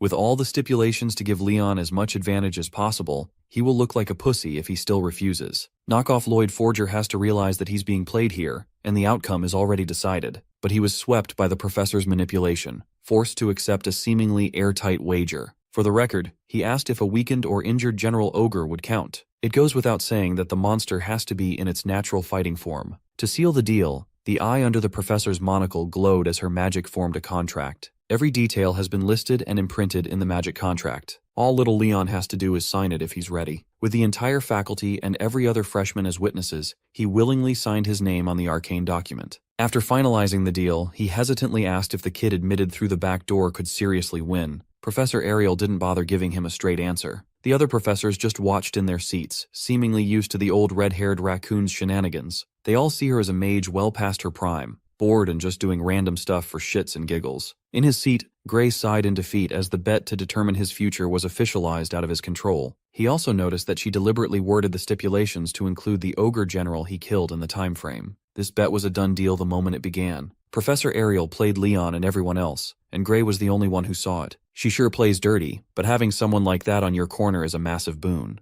After the bet fiasco, the entrance ceremony concluded, and the rookies were funneled into their first lecture, The Basics of Magic. The professor in charge of the class acknowledged that it's a bit surprising to start a lecture on the very first day of classes. He wanted his students to get used to this pace. In this academy, they cannot afford to waste a single day. Today, they will start with the most basic of basics, the simple utilization of magic. Within a human's body lies an invisible energy called ether. One can manipulate the magic circuits in the body and tap into untold amounts of power. Gray was initially afraid that he wouldn't be able to keep up with the classes, but this first lecture looked manageable. He already heard the same explanations back at the subjugation boot camp. Nevertheless, he was unlucky with his class assignment. Out of all the introductory classes in magic, he ended up in the same class as Leonhard Apius. If people find out that he's the hated Divine Eyes special admission student, he can kiss his piece goodbye. While he was lost in thought, the professor noticed and singled him out for looking bored by the lecture. The professor felt offended that a rookie was already looking away less than 5 minutes into his introductory course. Gray immediately apologized for his wandering gaze. Still, he found it weird that the professor singled him out even though he was all the way at the very back of the lecture hall. The professor escalated the situation and demanded a demonstration from the distracted student. If he looks bored in an introductory class, that must mean he can use basic magic, right? Gray wasn't easy to bully. Respectfully, he insisted that he specializes in swordsmanship. He thought it would be fine if he couldn't use magic. The professor barked that even if one uses a sword in a real fight, a fighter still needs to learn the basics to coordinate with an allied mage. Learning the basics of magic and grasping how it feels is the least a swordsman can do. At that moment, Gray remembered hearing the same thing from the boot camp lectures. In that case, today's lecture might conclude with the same spell. To confirm, he asked if today's lecture is aimed at learning the simple, yet effective ether bullet. Since he knows the name, the professor assumed that he could use it. Gray thanked the gods for the hellish boot camp he had to grind through. Since this would be a good opportunity for a proper demonstration, the professor decided to make this a one-on-one match and called this year's top swordsman, Leon, up to the stage. Blondie gladly stood up and paid his respects to the professor. With that said, he explained that he was trained in sword and magic before he even started school, so it might be a little risky for a normie to go up against him. The professor asserted that no matter how big the skill gap is, ether bullets are non-lethal, so there's no need to hold back. In addition, he revealed that Gray is this year's Divine Eye student, knowing how much Leon despises the nameless backdoor student. Every student in the lecture hall turned to Gray, committing his face to their memories. This was a setup from the very start. He couldn't even get through the day without being doxxed by a freaking professor. That old fart deliberately revealed his identity with nefarious intent. Hearing that he has a chance to shoot a literal bullet through the guy he hates, Leon readily accepted to show a backdoor baby the ropes. This is an opportunity to show an unqualified outsider what kind of place World Union Academy really is. With his veins popping out in rage, he demanded that Gray step the fuck down. This is not how our boy's first day was supposed to go. In the stage, they stood opposite each other while the shit-stirrer professor explained the rules. He will give a signal, and both parties will shoot ether bullets at their opponent. Gray only spent a few days learning basic magic at the boot camp. Sure, the professor said that the bullets are not lethal, but that doesn't mean they would not hurt. As soon as the go signal was given, Leonhardt gathered a hefty amount of ether in his hands, determined to show the difference in strength between a real and fake student. Pushed to the corner and forced to protect himself, Gray also gathered and manipulated his ether. Throwing his prior knowledge into one desperate attempt, the whole lecture hall fell silent when they laid eyes upon a massive black hole threatening to swallow a teeny little bullet. Both Leon and Gray were flabbergasted. Neither of them expected this shit. As expected, the tiny ether bullet was completely consumed by the raging black hole. Leon's fear was evident in his eyes as the obviously lethal spell inches closer to him. In a panic, the professor raised his hand and tried his hardest to prevent the worst-case scenario using his own magic. A golden barrier blocked the seemingly relentless advance of the anomalous ether bullet. It managed to blunt most of the force driving the attack, but it was a very close call. He made the mistake of letting up, and the golden barrier started showing dangerous cracks under pressure. Eventually, the ether bullet black hole reached its limit and exploded, shattering the magic barrier into a million little specks of light. The resulting boom threw the lecture hall into chaos. Rookies closed their eyes and braced themselves for impact. As for the target himself, little Leon was knocked down on his ass, screaming bloody murder. Realizing that he messed up, the professor immediately ran towards the swordsmanship course's rising star to make sure he's all right. Leon picked himself back up, wiped the dust, and assured the professor that he was fine. After ascertaining Blondie's well-being, the professor turned his attention to the one who almost blew the whole place up. Had the barrier failed to dampen the impact, that abnormal ether bullet could have killed Leon and injured many. Even amongst veteran magic professors, no one could cast an ether bullet that strong in the academy. He desperately wanted to know what the young man did to produce such a destructive output. Gray himself was confused. What he just unleashed was definitely on another level compared to the feeble beam that his opponent threw. Could the spell he learned as part of the subjugation squad differ from the one that they teach at the academy? He asked the professor if he had messed up in any way, but the geezer was fairly certain that what he shot was definitely an ether bullet. The only glaring difference was the quality of the spell. What Gray just used to juice up the spell was not normal ether. That size and power can only be achieved through the use of supercompressed ether. None of the rookies has heard, let alone understood, the term. Supercompressed ether is something that even experienced professors have trouble producing and studying, yet this controversial student casually used it to reform a basic spell. No one in this academy can replicate that. Now the students are starting to feel respect and a bit of fear for the guy who has been admitted through the divine eye. They also protested that Gray should have been enrolled in the magic course instead. As far as he remembers, all spells learned by the subjugation squad were precisely like the one he just used. Among the group, Gray was one of those who had no aptitude for it. Still refusing to believe that he's using some sort of juiced-up ether, he summoned another ether bullet and insisted that pulling off something like this is possible for anyone with enough practice. Much to his confusion, the professor just laughed like a madman in response. Gray didn't know what to do, so he just stood there dumbfoundedly. The professor shifted his tone entirely. At the start of the class, he was blatantly hostile. Now, he's trying to recruit the special admission student into the magic course.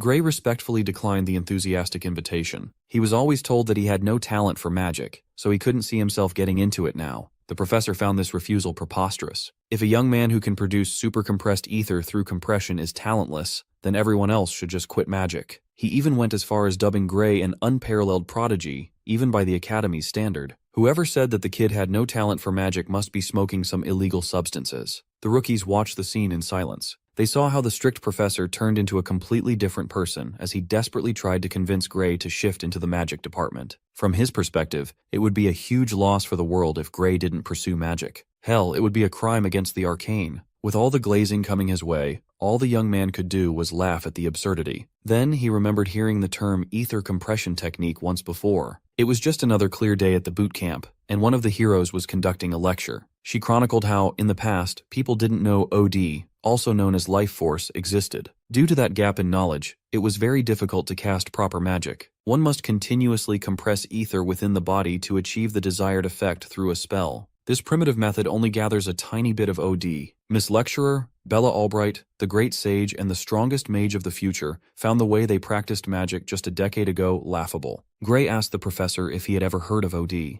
The question stumped the old man. He was not familiar with the term at all. Judging by that reaction, it sounds like the world still hasn't discovered this revolutionary magic concept at this point in time. If that's the case, then the basic stuff Gray learned in the subjugation squad can be considered knowledge from the future. He finally realized that he must be careful not to leak this type of information. For one last time, he refused the incessant offer to transfer to a different course. His true love is the sword, so he would have to pass. The professor sighed in defeat and helplessly accepted the young man's decision to stick with blades. But he also left Gray an open-door invitation to shift apartments whenever he feels like it. Feeling a headache coming on, the young man awkwardly thanked the animated geezer for the generous offer. After that demonstration, both participants were asked to go back to their seats. The professor promised to never chide Gray anymore during class. In fact, he wouldn't mind if the kid left if he ever got bored. The professor believes that this baby stuff is far too basic for a prodigy like Gray. Gray descended the stairs while subjected to hostile glares. Now he's ascending with reverence from the professor and his peers. Meanwhile, his victim was still standing on the ruined stage, blushing and feeling his lion heart beating fast for Lord Gray. He didn't see how Leonhardt looked down there, but Gray certainly felt the chill coming up his spine. After the first lecture, he received a personal note from Professor Ariel asking him to meet at her office after classes. He basically got summoned out of the blue. It would be troublesome if old Professor Carlos were behind this sudden summons. After walking around for a few minutes, he finally found the office door that bears the mark of the divine eye. He intended to knock, but the door softly opened, gently letting him in. Taking the unlocked door as an invitation,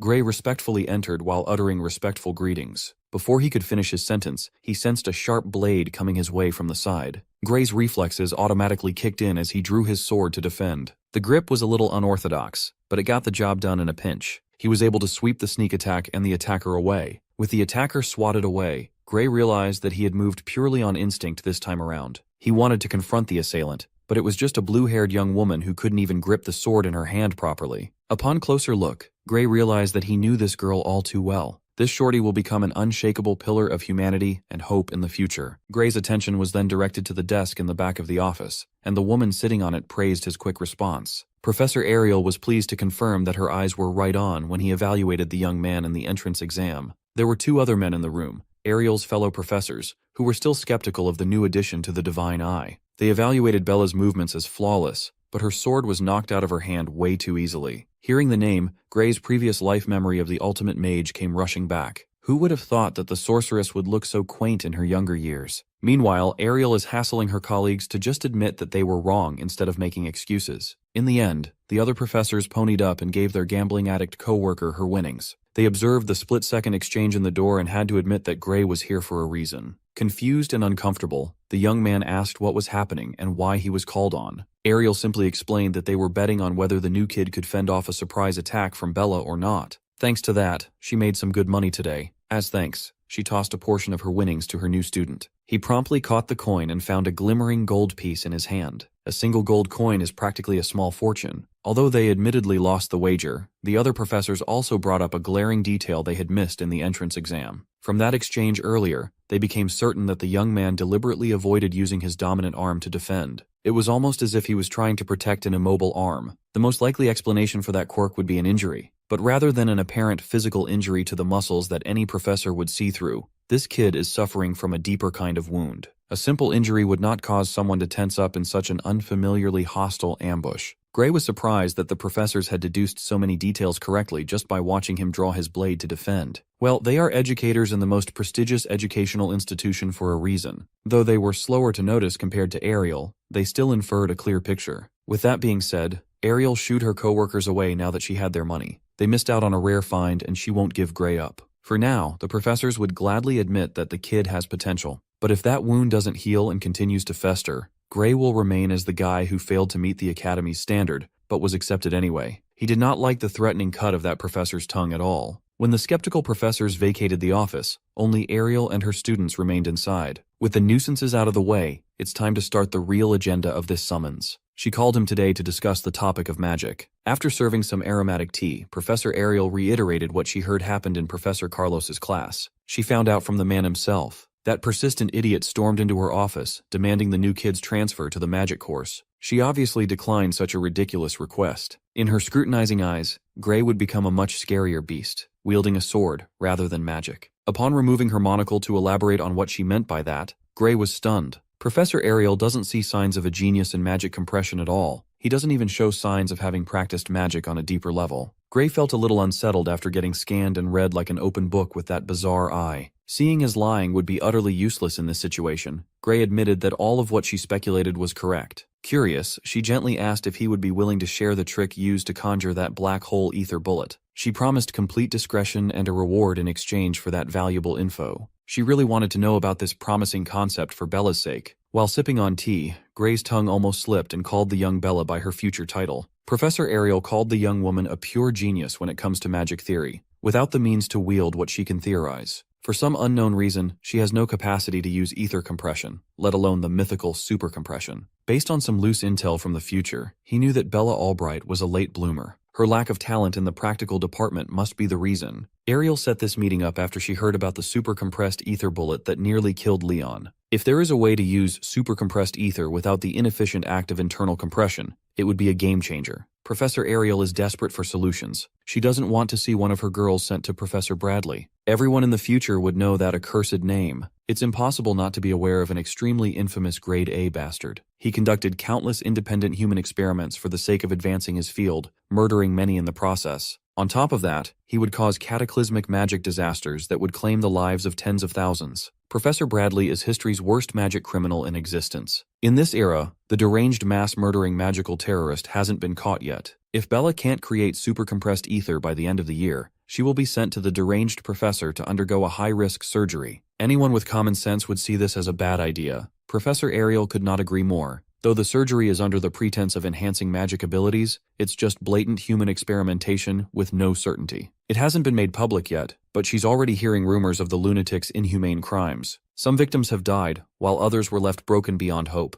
Bella chimed in that although it's dangerous and scary, she will be expelled by the end of the year if she doesn't produce any results. In all honesty, Professor Ariel would rather have her girl quit magic and the academy for good than have that perv mess with Bella's body. Gray quietly deliberated. He possesses magic theories that do not exist yet. If he shares something so drastic, the course of history will completely veer off track. He watched young Bella clenching her fists in frustration and fear. Gray remembered his last moments facing the liquidator. That frustration, fear, and hopelessness are way too familiar. He was just cannon fodder trained to fall in one shot. A helpless spectator while the heroes who were supposed to save the world were sliced apart like fresh meat. Knowing the future waiting for him if he doesn't make some moves, why would he not want to change the course of history? That hellhole people call the future is much better off changed. By the time his tea was finished, he had agreed to try to teach Bella as best as he could. She will be using super compressed ether in no time. After the meeting, the three headed to the arena as the sun began to set. Gray busted out the chalkboard and tried his best to articulate what he learned from the boot camp lectures. After squeezing every bit that he could remember, he asked the girls to keep this privileged information amongst themselves. Information leaks won't be a problem since the professor drafted a magic contract beforehand. Those who break the contract shall die. After giving them the rundown,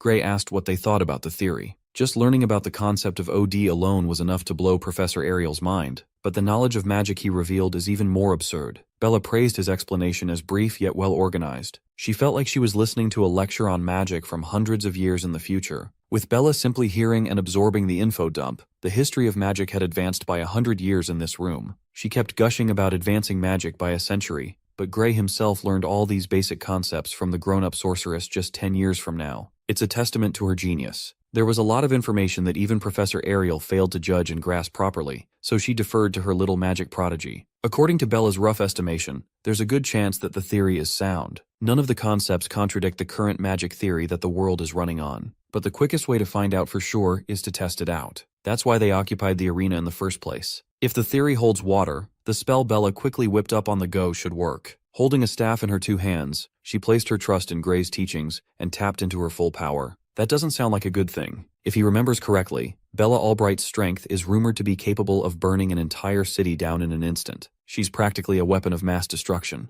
Moreover, she was infamous for having no proper control over her powerful magic output. Today must be the day he witnesses that legendary display of dominance. Even Bella was shocked to see what she just kicked off. A gigantic blaze of scorching fire shot out and escaped from the middle of the arena and into the clouds. Gray tried to warn her against this reckless idea, but it was too late. The pillar of flame stood tall with the young mage at its foundation, holding up an imposing magic circle. This overwhelming power stood at the pinnacle of magic in his past life. If Bella hadn't taken control of the spell a split second earlier, he would have been swallowed by the blaze. That fine elemental manipulation literally saved his life. Oblivious of other people's fear, Bella was beaming with joy. She finally did it. She bridged the gap between her theoretical and practical talents. Pushing herself even harder, she proceeded to tame the flaming pillar, molding it into the shape of a roaring, fiery dragon. For the first time in her life, she found magic fun. She was swept by the moment and quickly gassed herself out. The fire petered out, and she felt the drawback of her test right away as her ether reserves dried up. Her legs gave up, and she lost consciousness. The staff dropped to the floor, and so did her body. Worried, Gray ran up to the unconscious girl while the professor told him to chill out. This collapse was a classic case of ether depletion. All Bella needs is a little bit of rest, and she'll be back to 100% in no time. Hearing that assuaged Gray's worries. Still, even Ariel was astounded by the marvelous display of magical talent the young woman displayed. She might be the only person who can put together magic on that scale after learning a new concept. While completely out of it, the napping mage mumbled that it's not her who is amazing, but the theory. Gray gave her the tool to easily create her own super-compressed ether. Well, it was a tool she was supposed to develop in the future. Ariel sighed in relief. Bella no longer needs that shady surgery from that arcane criminal. She would gladly curse Bradley off herself. The professor was glad to see the young mage avoid a ruinous path. She's especially glad that she did not lose her magic control through some unsanctioned experiment.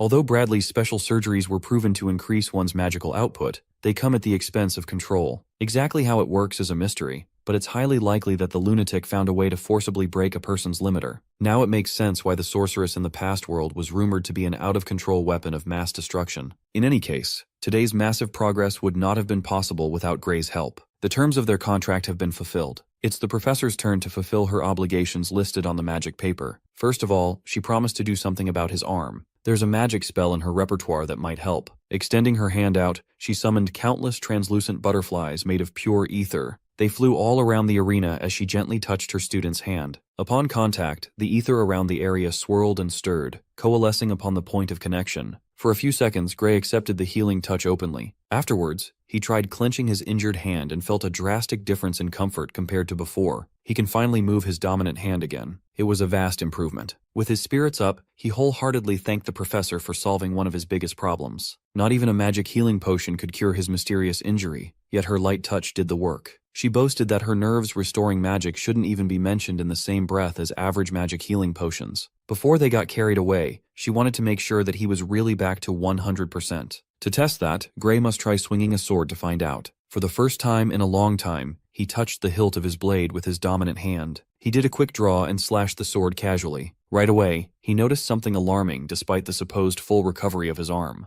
To confirm, he lowered his stance and went through the motions of his swordplay to see how it felt. Much to his dismay, his right arm doesn't feel like it moves as fluidly as it used to. Professor Ariel expected something like this to happen. She may have repaired the nerves to their perfect state, but her magic can't heal the wounds in the young man's soul. Hearing her mention the soul confused Gray. While today's magic knowledge hasn't proven the existence of the human soul, Ariel is a firm believer that it does exist. After all, she can see it with this special eye of hers. Hiding underneath that sparkly monocle is an all-seeing eye that could see through everything. Right now, she can see Gray's soul slowly healing itself over time. She theorized that as long as he doesn't overexert himself, he will recover naturally. He innocently asked if practicing his swordplay would count as overexertion. The professor replied that it doesn't. He can train normally. Rather than that, she asked him what kind of swordsmanship he practiced that could harm one's soul so badly. Then again, swordplay that uses one's soul as fuel is not a new idea. In fact, she knows a certain someone who has the same capability. Amy White is another student of the Divine Eye Special Admission course. She reckoned that there must be some connection between these two students of hers. Gray was shaken and confused as to why Professor Ariel would think that way. He hasn't even encountered the future sword saint in this timeline. Ariel assumed that Gray knew Amy based on the way he wielded his sword. It gives the impression that he learned it from that sword nerd. On second thought, the professor did notice some slight differences. It felt like the person he learned swordplay from was a far more skilled version of little Amy. She estimates that in a few years, Amy will be just as skilled as whoever Gray's master was. Her deduction ability is way too scary. Her eye can see the fine details, and she can interpret them expertly. Gray asserted that he learned to wield a sword at his hometown dojo, which is technically not a lie. For now, he needs to change the topic or risk spilling his secrets. Back to the subject of damaged souls and swordsmanship. Ordinary techniques cannot possibly connect these two intangible concepts. To begin with, she's well aware that Gray has some secret move that can defeat an ogre general, an ogre army, and everything around with one slash. She already did her homework. Thanks to Gray's absurd accomplishment, the bet she proposed with little Leon at the entrance ceremony was a free win. Ariel was shown some of the remains left at the scene and found them to be simply magnificent. Not even the most sophisticated cleaving magic could achieve that level of precision and lethality. That mysterious power within Gray, whatever it is, caused the injury in his soul. She can see it with her eyes. Ariel can peer through his soul and peek at the power leaking through a chained door. Hearing her say that made him a believer. The chained door is the imagery he kept coming back to inside his mind. This is not something one can figure out by guesswork. This woman is the real deal. That being said, Ariel had seen power similar to Gray's before. While it wasn't a one-to-one copy, they had a very similar vibe. Curious, he asked if there were other people with similarly mysterious powers to his. She knows of one that fits the description, but she's not 100% sure if they are human or not. Professor Ariel called it the Liquidator, the same Liquidator who ushered in the end of the world. Based on his reaction, she could tell that the kid had heard of them one way or another. Gray's mind was reeling. Why is the Liquidator being mentioned this early in the timeline? The sultry professor didn't expect that the young man would be familiar with such an esoteric being. But then again, he knows some futuristic kind of magic theory, so it's not that big of a surprise. Gray felt a little awkward being credited with the revolutionary theory when he simply reiterated what he learned from the real genius. Curious, Ariel pressed him about how much he knows about the so-called Liquidator. In all honesty, he doesn't know much, but he's certain that the Liquidator is an extremely dangerous threat to humanity. That creature has to be stopped before he can gather more power, something that needs to be destroyed no matter the cost. Ariel found his stance a little too extreme, but she agreed that the Liquidator poses some danger. Even so, Balian Bradley seems intent on continuing his experiments on this subject. It sounds like the future cataclysm of Apocalypse is somehow related to the infamous magic terrorist. As far as Ariel knows, the Liquidator is the very being Balian Bradley is trying to summon. This was news to Gray. No one ever told him the origin of mankind's enemy. Thinking about it, the Academy in the last timeline served as a center point of history. The higher-ups acted as if they knew exactly where the Liquidator would appear. There's a high possibility that the World Union Academy itself had a hand in summoning the Liquidator all along. The professor and the secretive freshman agreed that this extremely reckless experiment had to be stopped before it got out of hand. Unfortunately, the one running the studies is also a tenured professor. Ariel doesn't have the authority to shut him or his experiments down. She already tried to push the higher-ups to move, but they simply wouldn't listen. Unfortunately, she doesn't have the authority to divulge any more information to a mere student. The bottom line is, unless orders come from above, no one can force Balian Bradley to stop his lunacy. Gray was hoping to at least get the names of the Academy's higher-ups, but that's out of the question for now. It looks like the Academy's leadership is more tangled than he thought. But if he can prove that Professor Bradley is a dangerous criminal, maybe they could have enough bullets to change things. In the previous timeline, Balian's illegal experiments claimed the lives of tens of thousands, and Gray knows where these atrocities will happen. There shouldn't be any harm in sharing this information with Professor Ariel. This way, they can catch the maniac red-handed. But she outrightly shut down the idea. Entering an Academy professor's research facility without permission is considered a heinous crime on its own. They might have to produce hard evidence in a different way without risking prison time themselves. But if Gray can deliver some hard proof right now, that might change things. If not, then they have no choice but to shelve this idea for the time being. It sounds like Ariel is aware of the possible dangers, but her hands are tied by bureaucracy and Academy politics. It's frustrating, but understandable. More importantly, she wants to delve deeper into the topic of Gray's mysterious power. She teased that there might be a way to learn how to control that lethal weapon. There's a professor in the Academy who specializes in dealing with unknown forces. Gray's case is the perfect puzzle to solve. Professor Heathcote Longfellow is his name. Gray had heard the name before. Heathcote Longfellow was the one who trained the Sword Saint herself. He's a legendary figure. Ariel knew that this idea would catch the young man's interest. She promised to arrange a private training session with the Stoic professor for tomorrow. Gray gratefully accepted Ariel's aid. The very reason he came to the Academy was to master this power after all. He didn't expect to find a solid lead so quickly.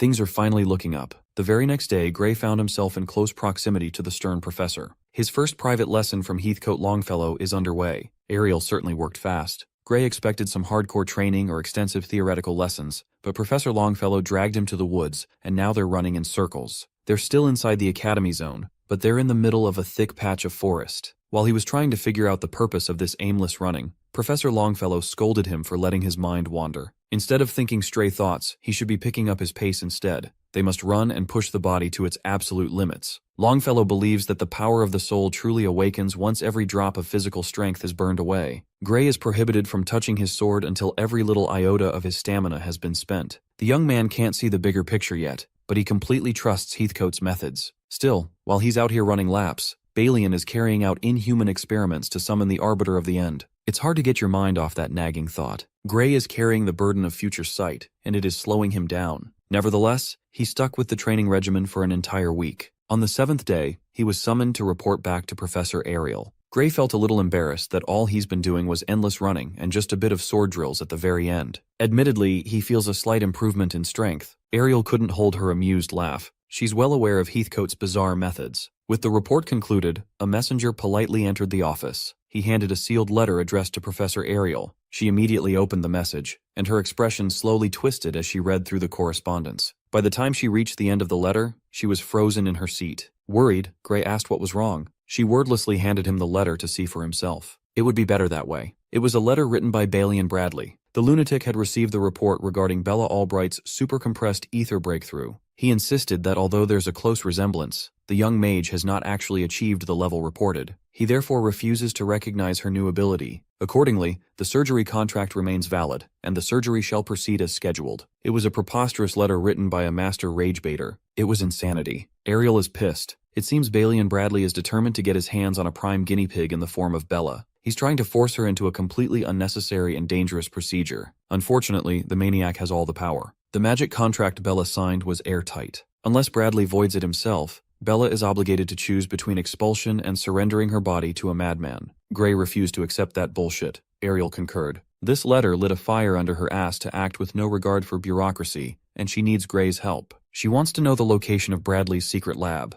It will be risky, but she must expose that bitch as a criminal to render the outrageous contract null and void. Finally, she's down to getting her hands dirty. This is precisely what Gray needs. Gloatingly, he asked why she had changed her mind when exposing a fellow professor without solid proof on hand, which poses a risk that is too high. Well, they are past working within the bounds of the law. She's putting her faith in Gray in order to protect another one of her precious students. From the very start, her eye had foreseen that this would happen, that Gray had been telling the truth this entire time. It took some time and a blatantly absurd letter to admit it, but Ariel is finally awake. It's time for Gray to lead the way, guided by knowledge of the future. Together, they will bring that psycho's crimes against humanity to light. The Dark Swordsman returns. As far as he knows, that vile laboratory is hidden in the mountains near the village of Toruel. Professor Ariel vaguely recalls news that one of the other faculty members had been given authorization to construct a lab there. This means those illegal and inhumane experiments have been sanctioned by the Academy. There is no better place to conduct illegal research than the mountains of Toruel. Practically no one will bat an eyelid if he stays there for long. On top of that, professors of the Academy respect the unwritten rule forbidding interference with each other's projects. But as long as they can gather some evidence proving that crimes against humanity are being conducted, they shouldn't be charged with breaking and entering. While they were discussing the plan of attack, Bella knocked on the door, and Ariel let her in. She had just received a letter that contained the ghastly news. Her emotions are in turmoil with an overwhelming sense of defeat. Professor Ariel grabbed the letter from her hand, assuring Bella that this mess would be taken care of one way or another. It sounds like Ariel is planning to fight Varian Bradley all by herself, and Bella won't stand for that. With a confident smile, she insisted that she could solo that bastard any day of the week. The worried young lady gave Gray a pleading look to intervene, so he stepped up and pledged to come with the professor. Stealing her resolve, Bella also volunteered to tag along. She doesn't want to rely on everyone else to solve her problem. Ariel thought she could just move by herself. She warned them that Varian is a seasoned professor. Not only that, he's also a lunatic who has no regard for human life. If he catches an inexperienced student trying to foil his plans, there's no telling what he might do. As the grown-up in this conversation, she can't possibly risk these kids. But Gray saw this as all the more reason why going alone is dangerous. He asserted that he could tap into the power he used to take down an ogre general if the need arises. He won't be dead weight. Besides, if something bad happens to Ariel, then the Divine Eye program would undoubtedly get dissolved, effectively expelling Gray and his peers. He would rather have a say on his future, a choice to decide their own fate. Seeing the determination in their eyes,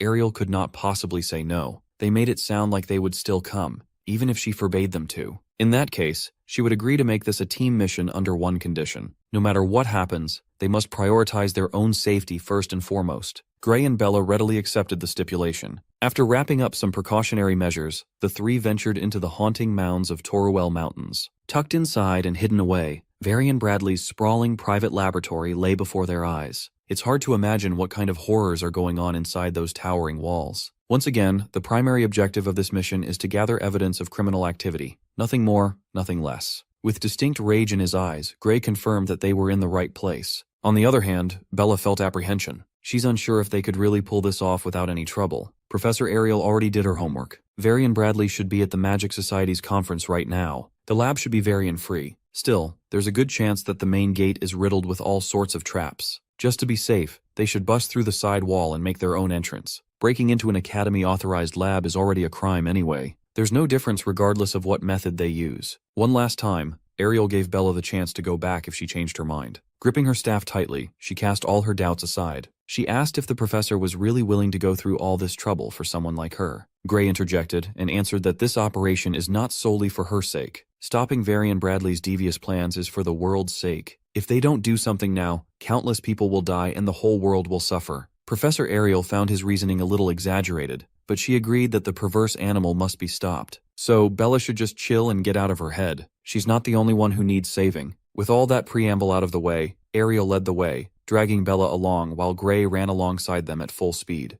Upon reaching the side wall of the towering lab, she calmly activated a fiery spell. Multiple explosive streaks of flames tore through the concrete without resistance. The resulting explosion lit up the whole mountain with a blistering light. You've got to give it to the professor. She knows how to put on an over-the-top show. Gray was the first one to peek through the instant entrance. What he saw inside made his skin crawl. Laid before his eyes was a long and dark hallway with countless jail cells lining both sides. Inside those cells were emaciated people, chained up and catatonic from extensive torture. Some of them looked dead. Some were missing limbs and bleeding out of their infected open wounds. They knew they would find something, but they didn't expect it to happen so soon. There's no need to even make an effort to look for incriminating evidence. The group traversed the long hallway. Every single iron-barred cell was filled with Varian Bradley's victims. So far, Ariel has noted traces of 14 forbidden spells used on the prisoners. That fact alone should convict Varian of serious criminal offenses. There isn't even a need to mention the extensive list of clear human rights violations committed in this place. Eventually, they came across a massive room in the middle of the lab. The floors were caked with old and fresh blood. At the center, an ominous magic circle can be seen. It looked like some sort of an altar. The initial plan was to get in, get some concrete evidence, then get out. But the kind young sorceress felt compelled to rescue the people trapped in this hellscape.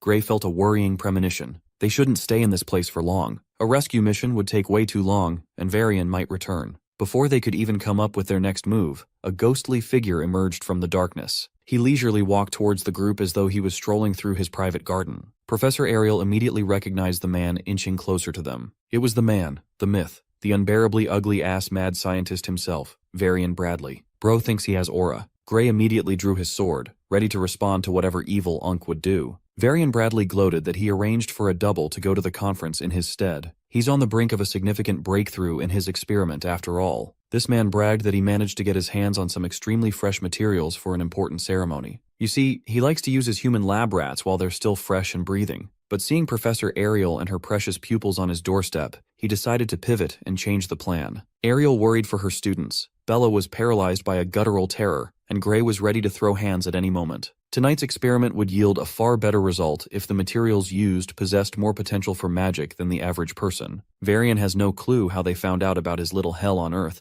but he's sure that these three are operating covertly. That means they never told anyone where they're going. If they all suddenly go missing, not a single soul would know where to look. Whatever twisted thing Varian has in store for them would not lead to suspicion. Forget the crimes against humanity. Give this man the electric chair for that creepy-ass smile. From the sound of his villainous speech, it's obvious that Professor Varian is itching to turn them into lab rats that would push the boundaries of magic itself for a steep price. Since they had already seen all the dirty laundry, they could not be left alive. He might as well make use of their magic potential as best as possible. In the middle of his grandiose monologue, Varian found a massive fireball heading for his dome. The spell exploded with a fiery boom that lit up the desiccated room. Surprisingly enough, the attack didn't come from Professor Ariel. It came from the future great sage herself, Bella Albright. Looking at her determined expression, it seems like her initial fear is gone. Unfortunately, a sneak attack of this caliber won't do the job. Varian protected himself with a barrier in the nick of time. Even so, he praised the girl's potential and magnificent decisiveness. He attributed the discovery of such an exceptional talent to Ariel's divine eye. He had never really paid close attention to special admissions classes before. Perhaps he should start looking closer at the other recruits in that controversial batch. Nevertheless, a mere academy student trying to assassinate a professor would never work. The gap is too wide. Tossing away all her fears, Bella accepted that it would be better to get her hands bloody rather than be killed. She barely missed her chance, though. Worried for her students, Ariel issued the order to retreat. They already have their evidence, and the academy should be able to handle the rest. Professor Varia won't just let them walk away freely. Before they could take one step away, a burning black energy shot out of the deranged professor's scepter. In retaliation, his primary target was Bella. She looked like a deer caught in headlights. Ariel had to move quickly on her feet to take the brunt of the attack with her radiant barrier. With utmost focus, she strengthened the barrier while the dark energy persisted. Varian haughtily explained that defensive magic is pointless for this gluttony flame, which is one of the prized fruits of his extensive research. The spell conjures a flame so ravenous that it burns and devours defensive magic, turning it into fuel. In theory, it's a perfect spell that cannot be blocked. Its only downside was the required use of some rare biological material to cast. As Varian explained, Ariel's barrier was quickly torn apart and consumed, making the gluttony flame bigger and wilder. She tried to salvage the situation by getting her divine eye involved. Tapping into that mysterious power bought her enough time to put up another barrier. When the first layer finally gave in, the second layer took the brunt of the supercharged forbidden magic. As expected, Ariel's second barrier was also corroded and absorbed by the flame in a matter of seconds. Fearing the worst, she tossed a spell memory pouch to Bella and Gray. She reckoned that if Heathcote sees the pouch, that man will know what to do. Instead of taking the evidence and running, Bella put up a barrier of her own instead. Ariel started panicking. She already accepted that this might be the end of the line for her, but it doesn't have to be for her students. Even so, Bella wasn't into the idea of ditching her professor in the middle of battle when she still had some gas left in the tank. Ariel brought up the promise they made before this mission. They all agreed that if something goes wrong, survival must be prioritized. Varian's magic is clearly unnatural. All Ariel can do is buy time with her quickly degrading defensive spells. While arguing with her student, that defensive spell finally broke apart. She felt the rebound of her spell breaking, and Bella quickly picked up the slack. Her translucent barrier matched Gluttony Flame's power impressively. Bella analyzed Varian's attack and figured that it's not that strong by itself. It just needs a slightly different kind of defense magic to counteract. Seeing his flame stop in its tracks, Varian almost crashed out. The counter-magic theory for this spell is known to only a select few, so how could a mere student figure it out? Bella nonchalantly answered that someone special had recently taught her some new theory. With it, every spell had become way easier to decipher. From the brink of crashing out, Varian went full-on psycho. He thinks someone from his inner circle betrayed him and demanded to know the name of the traitor. Teasing him with the most innocent expression, kept the identity of her mentor a secret. The man who opened up the world of magic to her is a mere student from the swordsmanship course. He patiently relayed some crazy ideas about magical theory, and with Bella's innate genius, piecing all the information together came naturally. Varian is a victim of a successful rage bait. Look at this man's veins, bro. They're about to pop. Have you been baited so hard that you pull out a suspicious bloody crystal to enhance your killing move further? Crushing the bloody crystal in his hand, the human souls trapped in that thing rushed out to fuel Gluttony Flame even more. At this point, the fire looked more like a sentient beast than an inanimate spell. Varian might be committing crimes against magic and humanity, but his spell looks cool as hell. Even so, Bella estimates that her barrier can hold for a bit longer. She can theoretically extend this standoff infinitely, but her mana reserves won't last for long. At her best, she can probably squeeze out one more minute. With her hands full on defense, Ariel would have to pick up the slack on offense. Using her divine eye, the red-headed professor locked in. Seeing the flow of magic clearly, she saw a spot where the flames were particularly thin. If she can project mana outside the barrier, Ariel might be able to break through. She conjured charged strings of mana to freely flow through Bella's ironclad barrier. From her position to Varian's, Ariel had a clear path to a kill shot. Unfortunately, her winding strings of mana were just too puny to muscle through Gluttony Flames. They slowly petered out until they were completely snuffed out. Varian laughed at the pathetic counterattack attempt. As far as Gray remembers, Professor Ariel's offensive magic is one of the weakest among the staff. Her specialty lies elsewhere. With the flame's properties, her inherently weak offensive power must have been devoured too. They have to figure out a way to wrap this up quickly. Bella is starting to feel gassed out. Her stance is faltering, and her grip is quivering. The barrier might go down any second now. This is precisely why Ariel tried to get her students to run to safety earlier. With all other options exhausted, it's time for the main event, Gray, to take on the burden. Bella didn't know how he could possibly do any damage when there was a storm of powerful magic between his sword and Varian. Gray basically said, "Nah, I'd win." Professor Ariel could read what he was planning and warned Gray against using his mysterious power again. Using it too soon could render his healing arm unrecoverable, or it could even kill him. Nevertheless, dying alone is better than all three of them dying, isn't it? Besides, they were worrying about nothing. The MC quickly broke through the Gluttony Flame, flashing a deadly red light on the other side for Varian to see. The last thing the crazy professor saw was Gray's unpredictably perfect slash mixed with splashes of his own blood. His brain was still trying to figure out what the fuck just happened, while his head was neatly separated from his body. Just like that, Professor Varian Bradley was rightfully executed for his litany of crimes. His executioner is the man who's going to change the course of history.